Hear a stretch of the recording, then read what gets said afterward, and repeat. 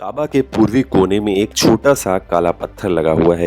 ये दिखने में भले ही छोटा है लेकिन इसका महत्व बड़ा इंपॉर्टेंट है।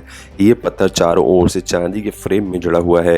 अरबी भाषा में इस पत्थर को अल हजरू अल अस्वद कहा जाता है। इस पत्थर के पीछे की कहानी के बारे में कई तरह के किस्से मशहूर हैं, लेकिन सच्चाई के बारे में कोई ठोस प्रमाण नहीं है। इस पवित्र काले पत्थर को लेकर कई कहानियों में से एक कहानी ऐसी है कि ये धरती पर आया धूमकेतु है। वहीं कुछ मान्यताओं में इसे चांद का टुकड़ा कहा गया है जो चांद से टूटकर धरती पर आया है। दरअसल इस पत्थर को लेकर तरह तरह की बातें हैं। इस्लाम में काबा के जिस काले पत्थर को सबसे पवित्र माना गया है उसका जिक्र कुरान में नहीं मिलता है।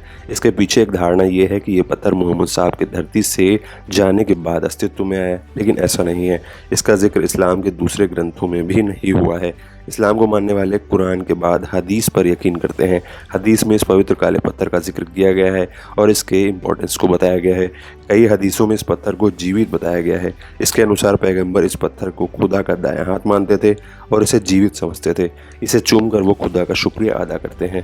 पैगंबर ने इस पत्थर को चूमा था, इसलिए ये परंपरा बन गई है कि हाजी इसे चूमेंगे। लेकिन अब बड़ी संख्या में हाजी आने लगे हैं, इसलिए हर किसी के लिए इसे छूना और चूमना संभव नहीं रह गया है।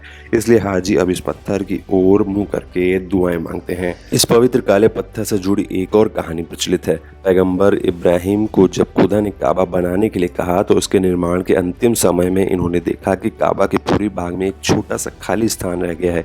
इन्होंने अपने बेटे इस्माइल को इस खाली स्थान को भरने के लिए पत्थर लाने के लिए कहा, लेकिन काफ़ी समय बाद भी उन्हें वैसा पत्थर नहीं मिला तो वो खाली हाथ लौट आए। लेकिन आकर देखा तो खाली स्थान पर एक काला पत्थर लग चुका था। पैगंबर इब्राहिम ने बताया कि खुदा ने जन्नत से एक फरिश्ते को भेजा था, उसी ने ये पत्थर लगाया था। इन प्रचलित कहानियों के बारे में इस्लामिक विषयों के जानकारों ने बताया है कि ये ऐसी बातें हैं जिसे बस लोगों ने गढ़ दिया है, जबकि सच ये है कि ये काबा की तवाफ यानी परिक्रमा करने के लिए शुरुआती स्थान है।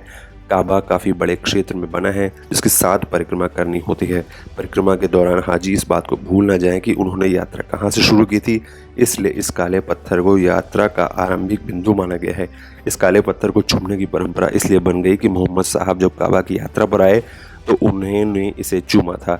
इसकी वजह यह थी कि काबा कई बार बना और पैगंबर इब्राहिम द्वारा बनवाए गए काबा का एकमात्र अवशेष ये काला पत्थर बचा था। मोहम्मद साहब की हज यात्रा के बाद से ही यहाँ पूर्व दिशा में लगा काला पत्थर हाजियों के लिए खास बन गया। आपको बता दें कि मोहम्मद साहब ने अपना जीवन काल में केवल एक बार ही हज किया था।